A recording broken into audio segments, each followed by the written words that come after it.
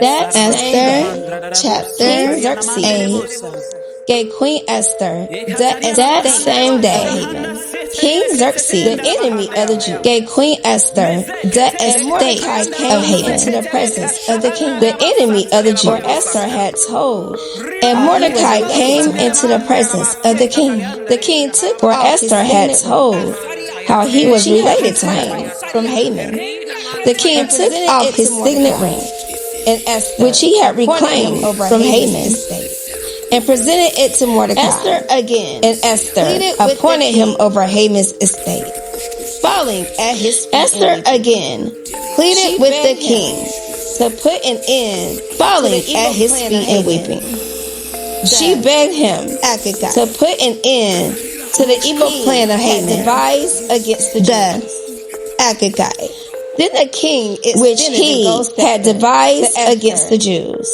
And she arose. Then the king extended the gold scepter to Esther, if it pleases. And she arose and stood before him. And if he regards me with favor, if it pleases the king, she said, the right thing to do. And if he regards me with favor, if he is pleased and thinks it the right thing to do, let an order be written overruling. And if he is pleased with me, that Haman son, let an order be written overruling the dispatches that Haman, son of devised and wrote to destroy the Jews.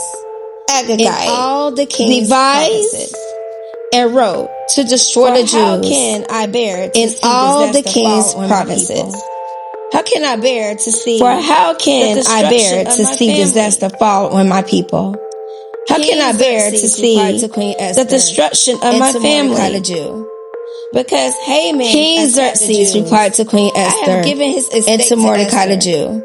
And because Haman attacked the Jews, and I have given his estate to Esther on the pole, and they have now write another decree him in the king's name on the pole. He set up the Jews.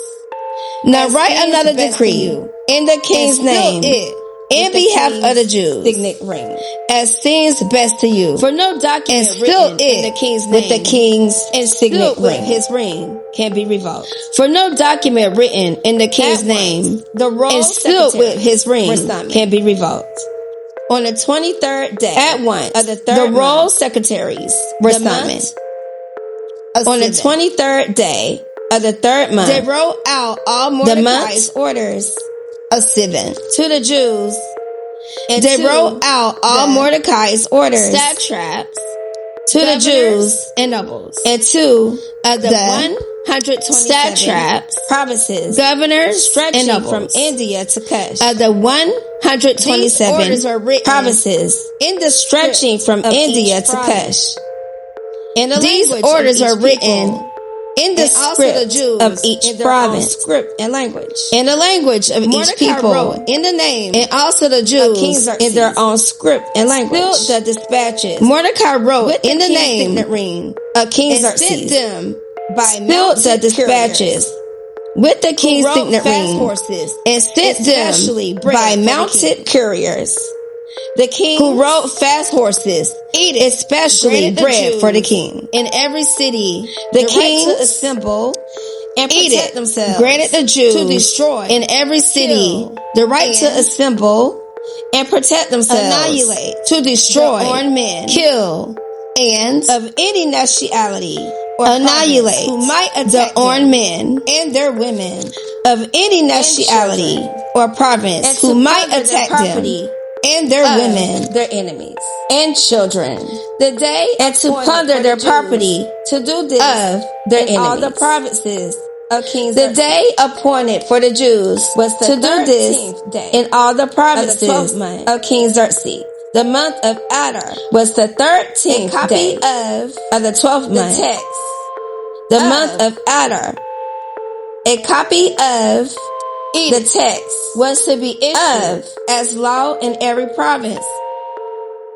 And made known was to be issued as law in every province of every nationality, and so made known Jews would be ready to the people to avenge themselves of every nationality so that the Jews would be ready on that day to avenge themselves on their enemies. By the king's command. The carriers riding the royal horses went out, spurred on by the king's command, was issued in the citadel of Susa. Edict was issued when Mordecai in the citadel left the king's presence of Susa. He was wearing royal garments. When Mordecai left the king's presence, a large crown he was wearing of gold and purple royal garments of blue and white.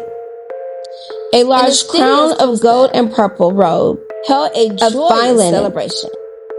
For the Jews, in the city of Susa, it was a time of happiness, held a joyous celebration, glad and honor. For the Jews, in every province, it was a time of happiness and joy, to which the edict glad and honor of the king came. In every province and in every city among the Jews, to which the edict of the king came, celebrating, there was joy. And many people and gladness among the Jews, other nationalities, with feasting and celebrating, became Jews. And many people of the Jews of other nationalities became Jews because fear of the Jews had seized them.